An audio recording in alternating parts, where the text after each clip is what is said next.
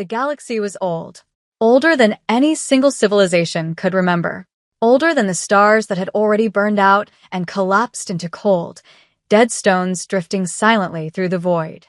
The galaxy had seen empires rise, massive, glittering civilizations that stretched across hundreds of star systems, with fleets so large they blocked out the light of suns. And it had seen every single one of those empires fall. But nothing, absolutely nothing, had prepared the galaxy for what was about to happen. The Galactic Interstellar Council, known simply as the GIC, was the most powerful governing body in the known universe. It had existed for over 40,000 years. It had members from 1,012 different species. It had resolved wars, brokered peace treaties, managed trade routes across 6 spiral arms of the Milky Way, and it had, on 3 separate occasions, voted to relocate entire star systems to prevent collisions. The GIC did not panic. The GIC did not fear. The GIC simply governed, cold, calculated, and precise, like a machine that had been running so long it had forgotten it was ever built by living things. And yet, on this particular day, in the great circular chamber of the council hall on the neutral station of Vareth Prime, a station so large it had its own atmosphere, its own weather systems, its own forests growing in biodomes the size of continents, there was something in the air that no one could name, but everyone could feel. It was fear. The chamber was filled with the representatives of 1,000 worlds. Some had 4 arms. Some had no arms at all and communicated through vibrations in the floor.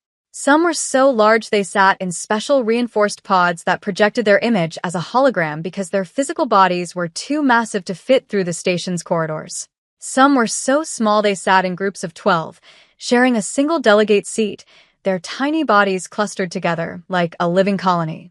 But all of them, every single one, had their eyes or their sensory organs or their vibrational receptors or their electromagnetic antennae, all pointed toward the center podium. Because today the agenda had only one item, the human problem. Grand Arbiter Zeth Coral stood at the central podium. Zeth Coral was a Velhari, a species that resembled tall, silver-skinned beings with 4 eyes arranged in a perfect diamond pattern on their face. The Velhari had been the dominant species in the GIC for 6,000 years. They were calm, ancient, wise, and deeply, deeply respected. Zeth Coral had lived for 300 years. He had handled the brood wars of the Orion Spur. He had personally negotiated the end of the Keth massacre. He had once stood between 2 fleets of a combined 12,000 warships and convinced them both to stand down using nothing but words. Today, his 4 hands were trembling. Representatives of the Galactic Interstellar Council, he began, his voice carried through the universal translation system that turned his Velhari tones into the native language of every species present. We are gathered today because a situation has developed that requires our immediate and collective attention. He paused. 3 months ago, the Dracorath Empire launched an unprovoked assault on the human colony of Kepler Station 7, located in Sector 9 of the Outer Spiral. The assault was decisive, brutal, and by all military calculations, it should have been final. The chamber was so quiet you could hear the hum of the station's life support systems. It was not final, Zeth Coral said quietly. What happened next is the reason we are all here today. He pressed a button on the podium. The lights in the chamber dimmed. A massive holographic projection filled the air above the council floor, so large that every delegate in every tier of the circular chamber could see it clearly. It showed space.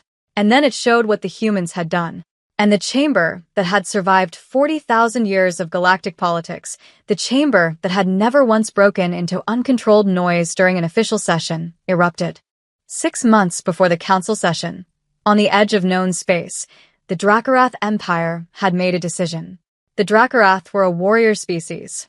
They were reptilian in appearance, 8 feet tall, covered in dark armored scales that could deflect low-caliber weapons, with arms built like industrial machinery and teeth that could bite through titanium plating.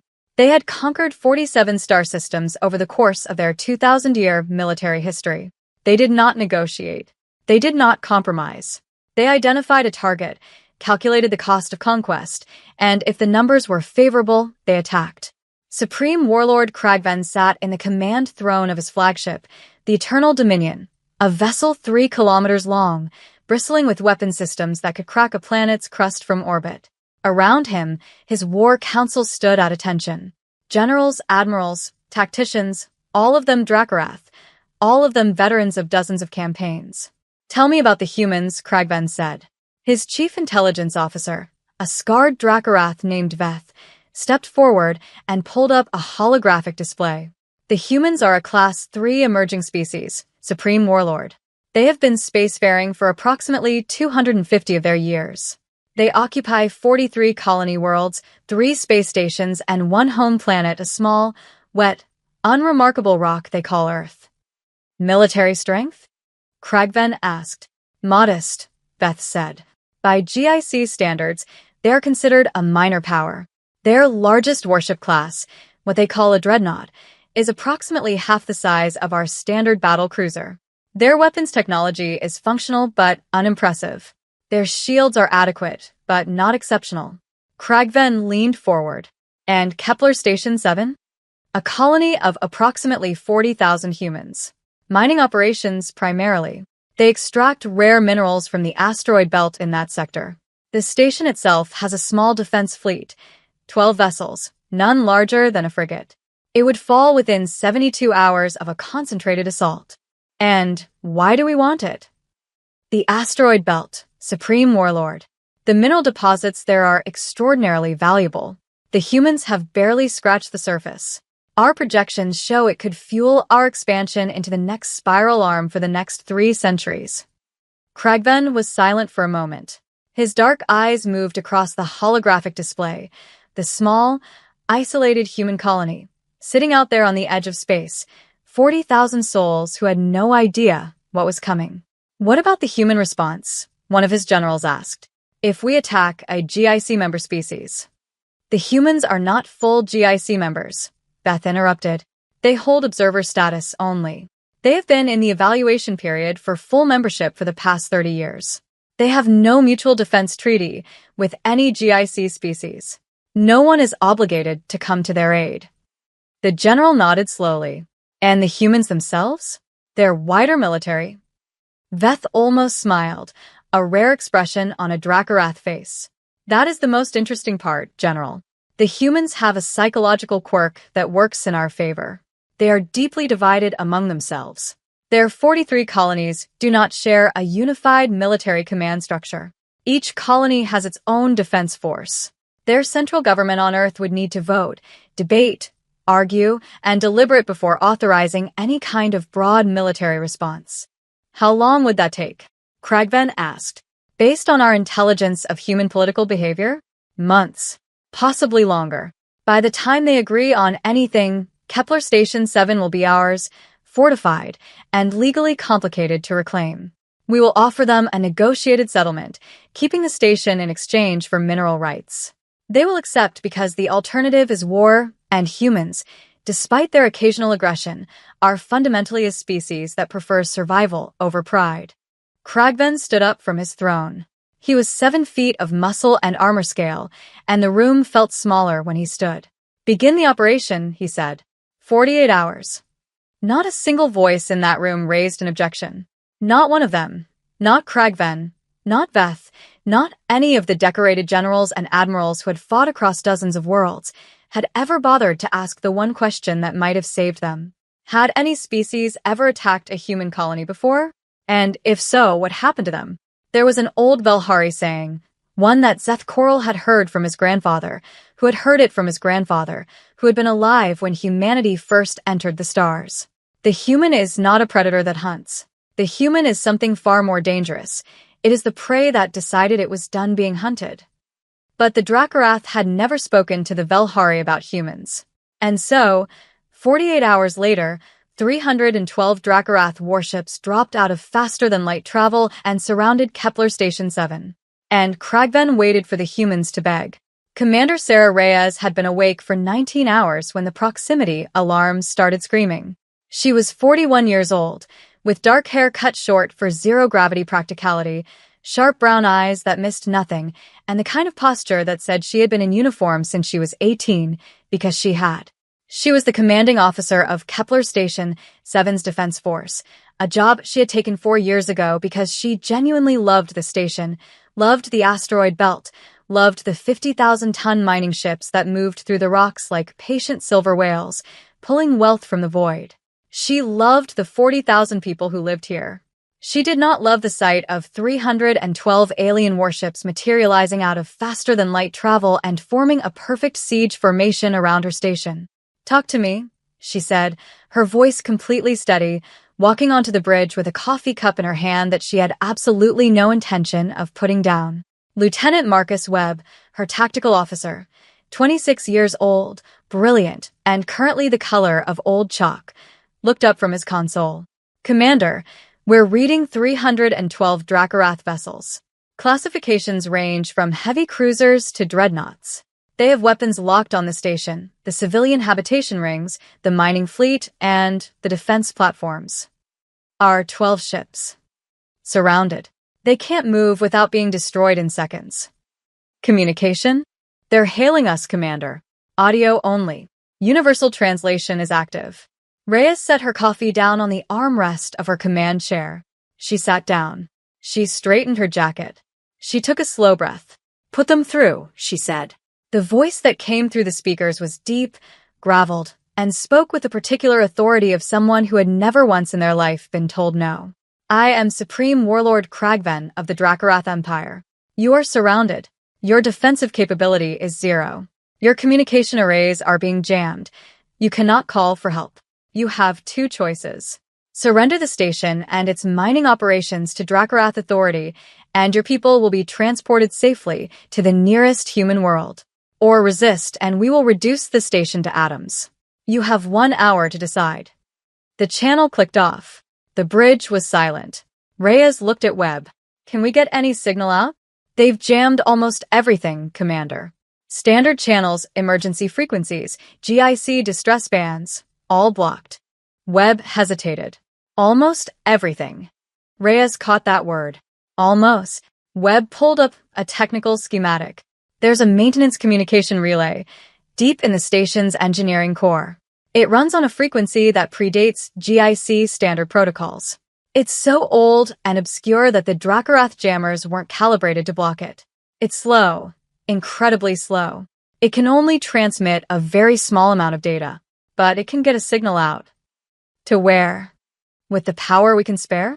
It'll reach a GIC relay station in Sector 7. From there, it'll bounce through the network." He paused. "It'll reach Earth in approximately 6 hours. 1 hour to decide.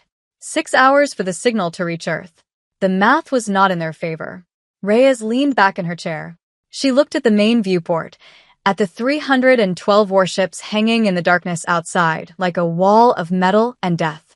She thought about the 40,000 people on the station, the miners and their families, the kids who played in the habitat corridors, the old couples who had retired here because they loved watching the asteroid belt from their windows. She made a decision. "Send the signal," she said. "Everything, ship classifications, weapon readings, tactical formation, Kragven's message, coordinates. Everything." She paused. "And then get me a channel to the station-wide intercom." "Commander?" Webb looked uncertain. "Every person on this station deserves to know what's happening," Reyes said simply. "We don't lie to our people." She picked up her coffee cup. "And then," she said quietly, "we start making them wait." 6 hours and 14 minutes after Commander Reyes sent her signal, it arrived at the GIC relay station in Sector 7. From there, it was automatically flagged as priority emergency and boosted through 17 relay points across the galaxy's communication network. It reached Earth at 3:47 a.m. Eastern Standard Time on a Tuesday. Within 4 minutes, it had been received by the United Earth Defense Command in Geneva, Switzerland. Within 11 minutes, every head of state on Earth had been woken up. Within 20 minutes, the joint military chiefs were assembled in the underground command center beneath the Swiss Alps, staring at the tactical readout of Kepler Station 7. Admiral James Cole was 63 years old. He had silver hair, a jaw like a concrete block, and eyes the color of a winter ocean. He had spent 30 years preparing Earth's military for exactly this kind of moment, A moment that most politicians had told him would never come, that the GIC would never allow, that humanity was safe as long as it behaved politely and followed the rules. He looked at the readout for exactly 45 seconds. Then he turned to the room. "How long to get a response fleet to Kepler Station 7 at maximum FTL?" he asked. His chief of operations, General Diana Park, answered immediately. She had clearly been doing the math since the moment she sat down. 31 hours, Admiral. Best case scenario. Kragven gave them 1 hour, Cole said. "Yes, sir." The room was quiet. Cole turned back to the readout. 312 warships. 40,000 civilians. 1 hour. He had seen impossible situations before. He had never seen one quite this clean in its cruelty. "What do we have in the region?" he asked. Park pulled up a map. "Almost nothing, Admiral. Sector 9 was always considered low risk. We have a patrol vessel, the HFY Resolute, doing a standard sweep about 4 hours from Kepler at standard speed. 1 ship, a destroyer class. 1 destroyer against 312 warships," someone in the room said quietly. "Tell the Resolute to move," Cole said. "Maximum speed. And tell them what they're heading into." He paused. "Tell the captain I said, use your judgment. That's all I'm telling them. Use your judgment." He turned to the communications officer. "Get me the GIC. I want Seth Coral on the line in the next 10 minutes. I don't care what time it is on Bareth Prime." Then he turned to the room, all the generals and admirals and strategists and politicians, and he said something that none of them forgot for the rest of their lives. "And start spinning up everything we have. Every ship, every fleet, every weapon system." His voice was very calm. "Because whatever happens to Kepler Station 7 in the next hour, the Dracorath Empire is going to remember this day for the rest of its history. Of SYMJHY, from this moment forward, everything changes." Commander Reyes had spent the hour doing 3 things. First, she had talked to her people. Station-wide intercom. No script, no prepared speech, she just talked. She told them the truth. She told them they were surrounded, that she had sent a signal to Earth, that Earth could not get here in time to stop the Dracorath's deadline. She told them that she was not going to pretend things were simple when they were not. And then she told them something else. She told them that she was not surrendering the station. Not because she wanted them to fight. She had 12 ships and a few hundred defense personnel against an armada. That was not a fight. That was a burial. But she told them that surrender meant trusting Kragven's word that they would be safely transported. And she had read the Dracorath's history. She knew what Dracorath's safe transport had meant to the last 3 species they had conquered. She was not putting 40,000 lives on that promise. So she did the second thing. She stalled. When Kragven's 1 hour expired, she opened a channel and said, "Supreme Warlord, we need more time to organize the civilian evacuation safely.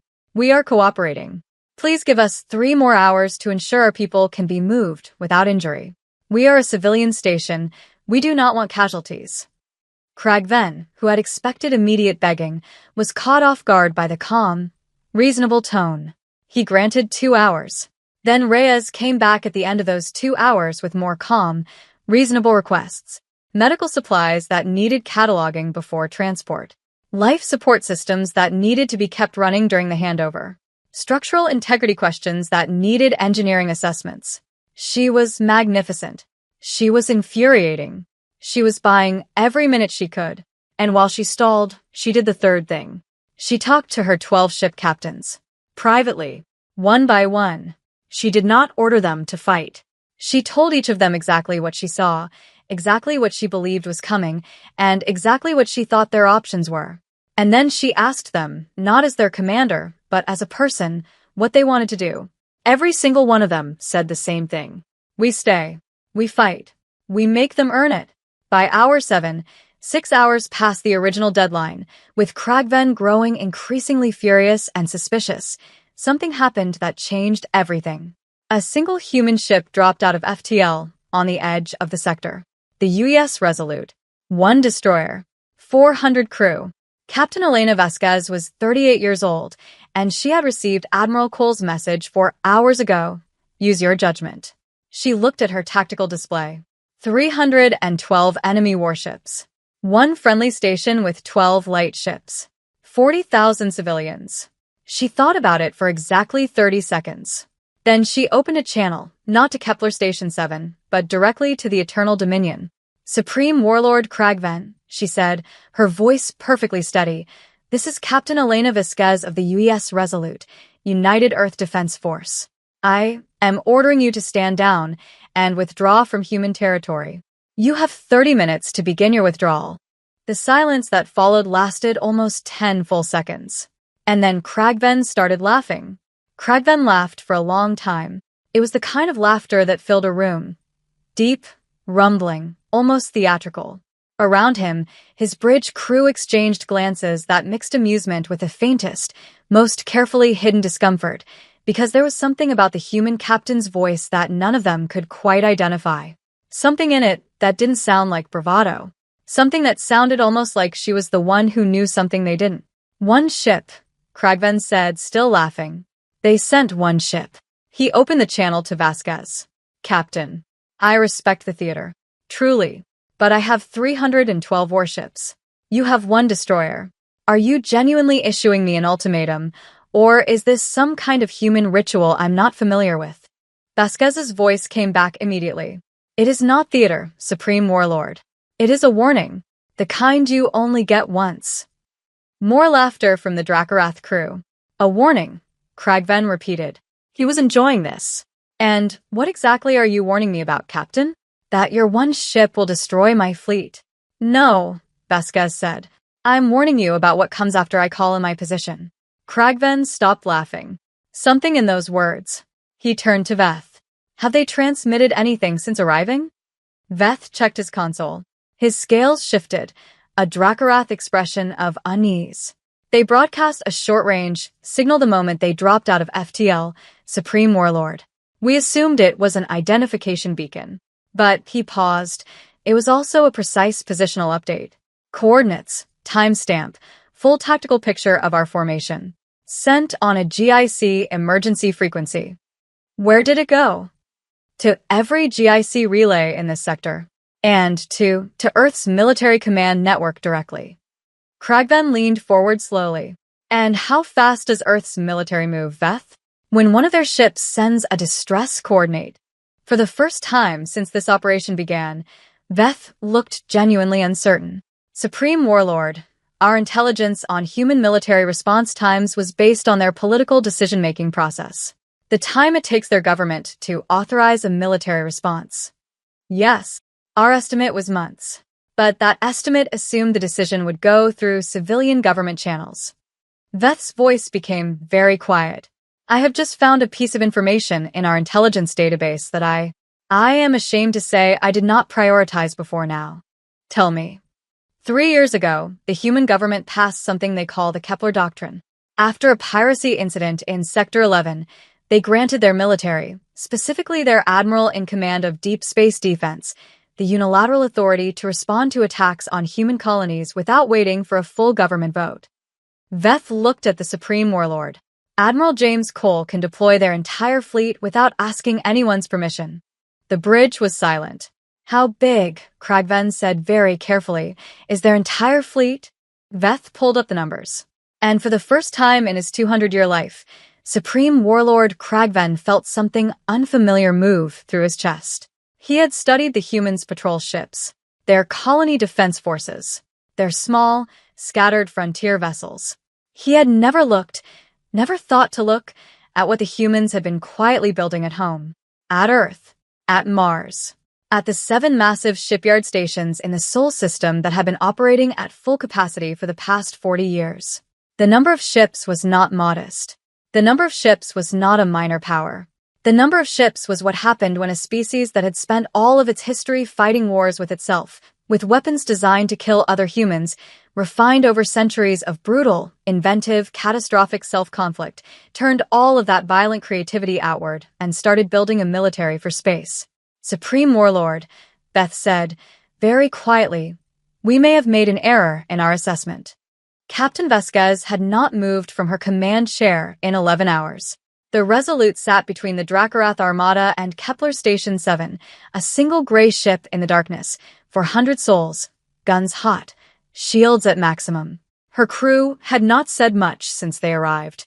There was a particular quality of quiet that falls over people when they are doing something that might be the last thing they ever do, and they have decided to do it anyway.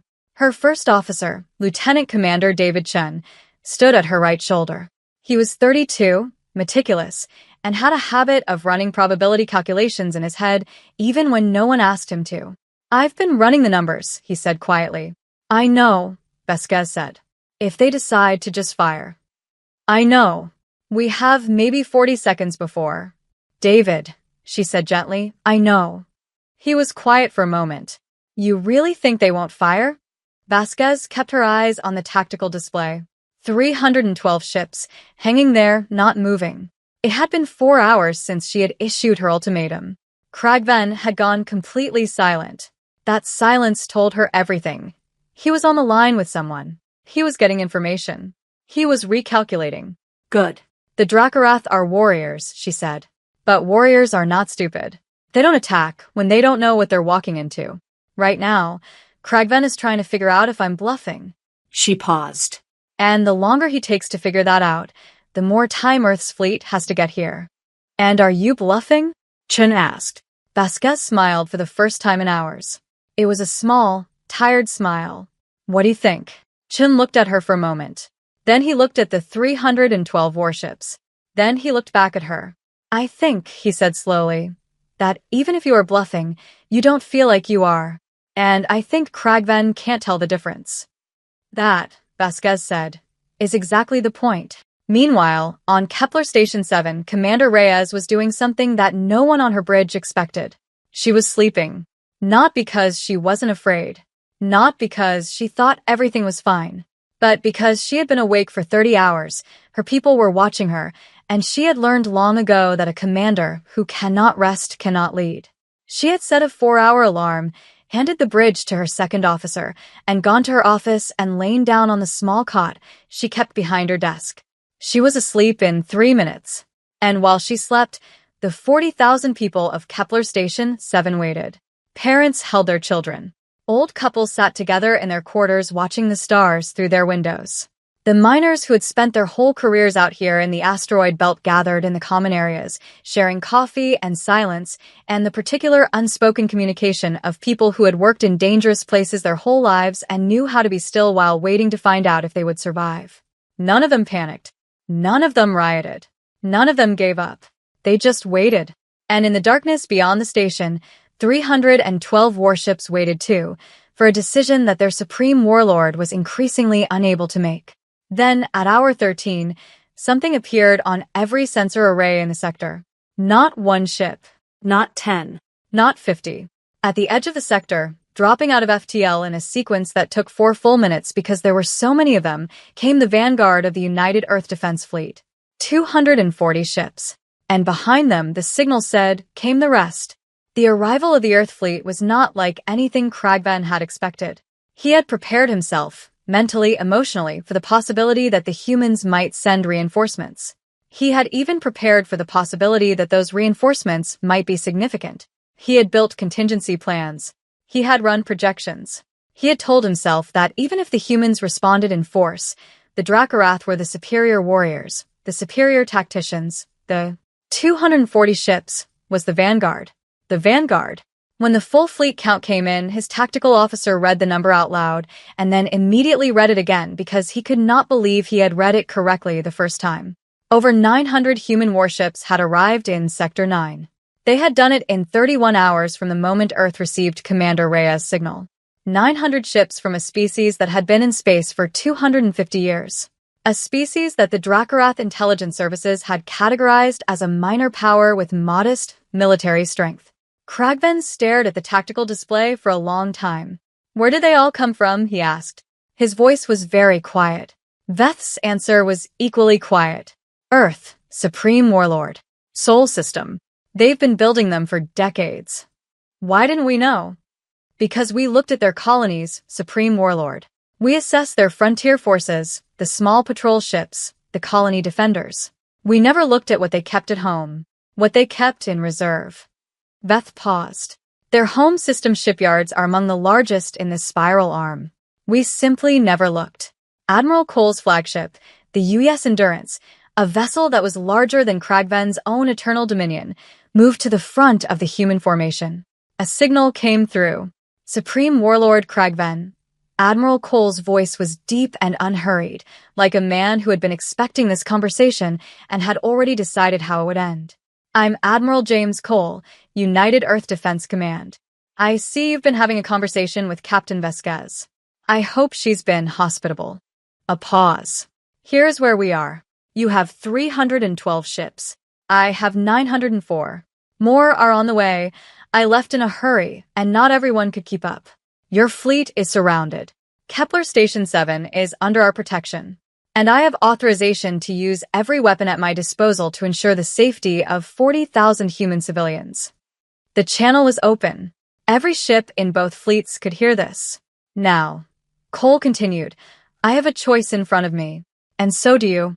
My choice is whether I destroy your fleet here, today, as an act of defense of human life, which I am fully legally authorized to do under both human law and GIC emergency provisions, or whether I allow you to withdraw. He paused again. Your choice is simpler. You can withdraw, and this ends. Or you can fight, and it also ends, just differently.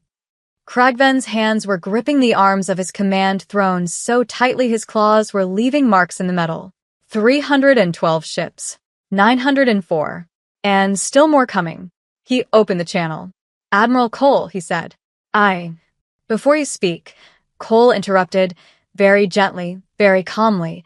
I want you to think about something. Not about today. Think about what happens after today.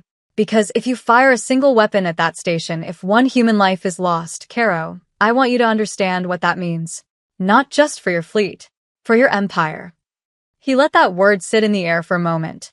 The humans will never let you flee, Cole said. If you harm our people, there is no corner of this galaxy where your ships will be safe. There is no treaty that will protect you. There is no negotiation that will save you. You will have started a war with a species that spent thousands of years making war on itself, and we are very, very good at it. His voice dropped to something almost conversational. We don't want that. You don't want that. So, what's it going to be? The longest silence in Dracorath military history lasted 4 minutes and 22 seconds. Kragven sat in his throne. His war council stood around him. Not one of them spoke. Not one of them moved. The tactical display showed 904 human ships in a formation so precise, so disciplined, so clearly the product of serious military planning that it was almost beautiful in its terrifying geometry. Kragven was a warrior. He had been bred for war, trained for war, lived his entire life inside the logic of conquest and strength. And the logic of conquest said very clearly, you do not fight a battle you cannot win. But there was something else happening inside him, something that had nothing to do with tactics or numbers or strategic calculations. He was thinking about the one human ship, the Resolute, one destroyer, 400 people, sitting between his armada and that station, not because they had any realistic chance of survival if he fired, but because they had decided that 40,000 lives were worth their 400.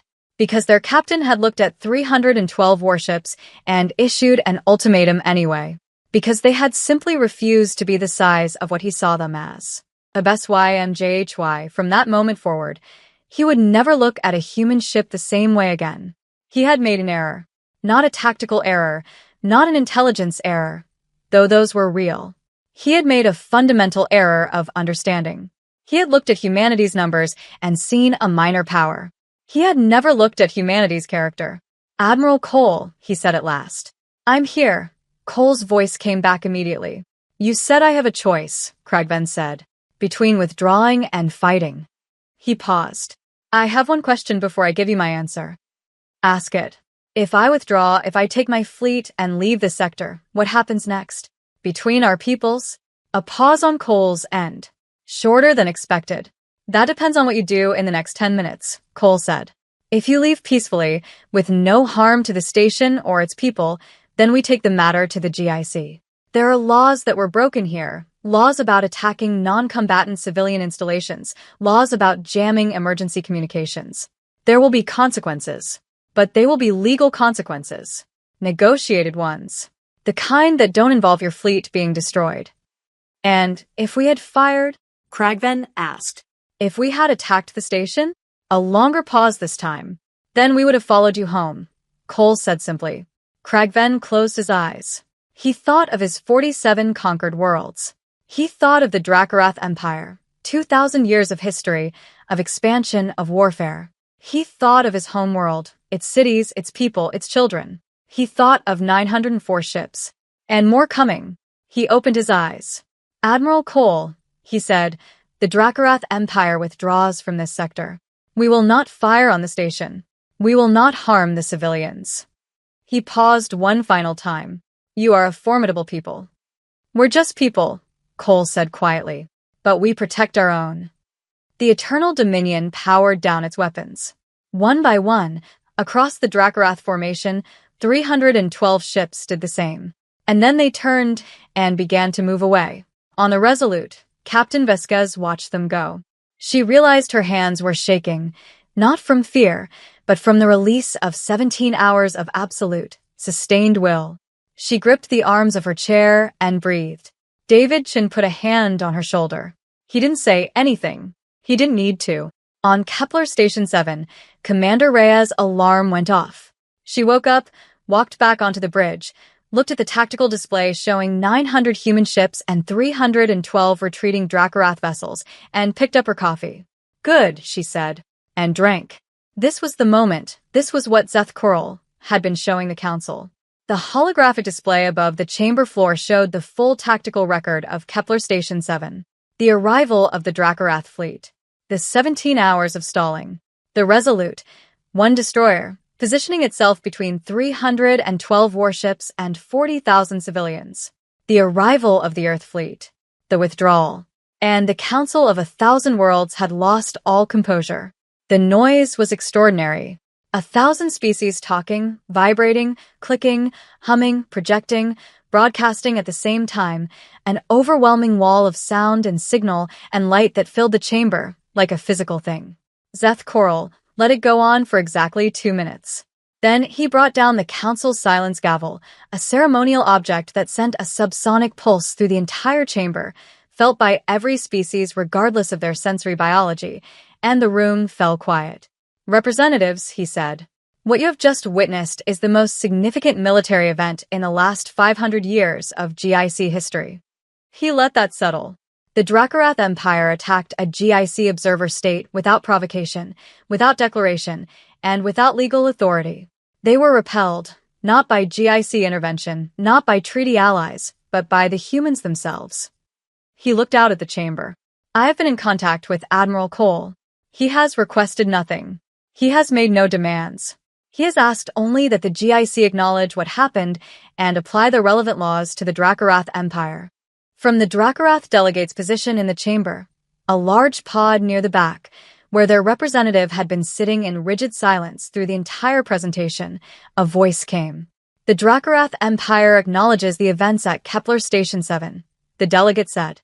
The voice was carefully controlled. And we acknowledge the miscalculation that led to them.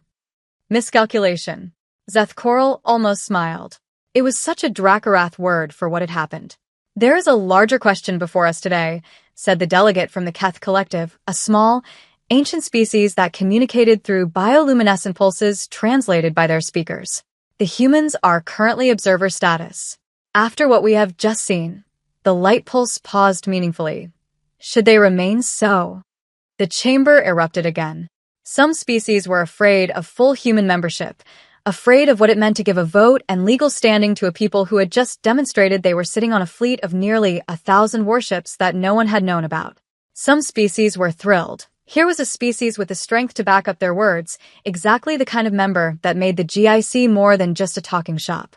Some species, particularly the older, more powerful ones, were quiet and thoughtful in a way that suggested they were doing the same math Cragven had done, and reaching the same conclusions he had. The Velhari elder who sat beside Zeth Coral leaned close. Her name was Saravin, and she was 400 years old, and she had been studying humanity since before they had faster-than-light travel. You knew, she said quietly, so only he could hear. You knew what the humans had.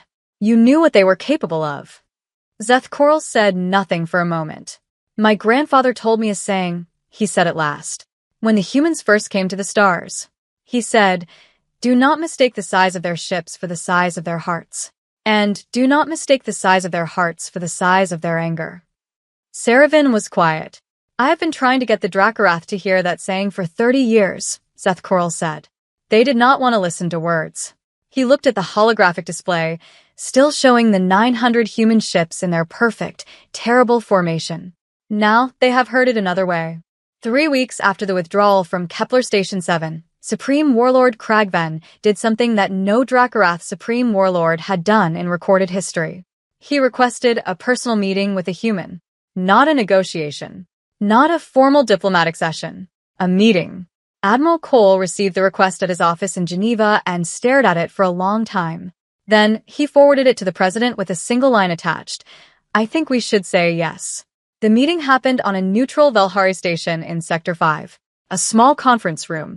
2 chairs. No weapons, no aids, no recording devices. Both sides had agreed to that.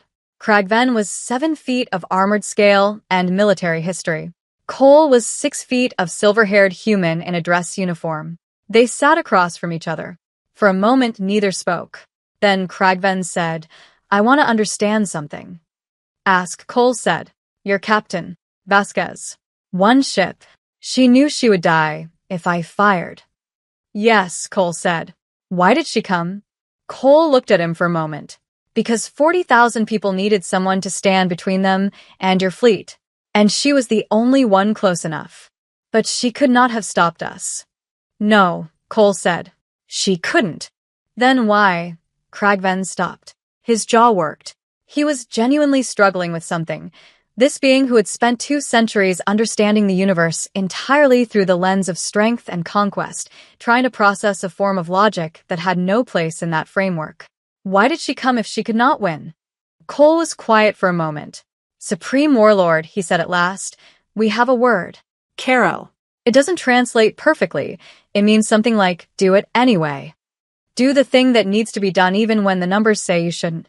Even when you can't win. Even when you might not come back." He paused. "It's not strategy. It's not calculation. It's just, this is the right thing to do, so I'm going to do it and everything else is secondary." Kragven was silent for a long time. "That is not a military doctrine," he said finally. "No," Cole agreed. "It's something older than that." "It's dangerous," Kragven said. "Extremely," Cole said. Another silence. Then, "You said, if we had fired, you would have followed us home." "Yes," Cole said. "You would have destroyed the Dracorath Empire." Cole looked at him steadily. "We would have tried. Whether we would have succeeded, I don't know. Wars are unpredictable. We might have lost. We might have won. But we would not have stopped." He leaned forward slightly. "That is the thing you need to understand, Kragven. We are not the most powerful species in the galaxy. We might not even be the most intelligent. But we are very, very hard to make stop." Kragven looked at him for a long time. And then slowly he nodded. "I have been a warrior my entire life," he said. "I have conquered 47 worlds. I have never, not once, felt what I felt when I saw that destroyer sitting in front of my fleet." "What did you feel?" Cole asked. Kragven was quiet for a moment. Then he said a single Dracorath word, a word that, when translated, meant something that no Dracorath had ever used to describe a non-Dracorath species. It meant respect. 1 year after the Kepler Station 7 incident, the Galactic Interstellar Council voted on the question of human membership. The vote was not close. 947 in favor. 62 abstentions. 5 against. Humanity became the 1013th full member of the Galactic Interstellar Council. There were celebrations on every human world. On Earth, people filled the streets. On Kepler Station 7, still mining its asteroid belt, still running, still standing, Commander Sarah Reyes watched the vote count come in from her office, a fresh coffee in her hand, and allowed herself a smile that no one was there to see. Captain Elena Vasquez was promoted to admiral that same day. When reporters asked her how it felt to have faced 312 warships with 1 ship, she said simply, "I wasn't thinking about the odds. I was thinking about the 40,000 people behind me." Admiral Cole retired 6 months after the vote. He gave a short speech at his farewell ceremony that people quoted for decades afterward. "The galaxy thought it knew what we were," he said. They looked at our small colony ships and our frontier patrols, and they saw a young species, minor strength, easy target. What they didn't see, what they never bothered to look for, was what we'd been through to get here. Every war we ever fought with ourselves. Every terrible, catastrophic, world-ending war. We didn't survive those because we were lucky. We survived them because we refused to stop. He paused. We brought all of that with us when we came to the stars. All of it. The stubbornness, the anger, the absolute, bone-deep refusal to give up on each other. Another pause. I think the galaxy is still processing that. The galaxy was. In the Dracorath Empire, something unprecedented happened over the following years. Slowly, carefully, painfully, the way all real change happens in warrior cultures, Kragven began to push for reform. Not because he had become soft. Not because he had abandoned his identity as a warrior.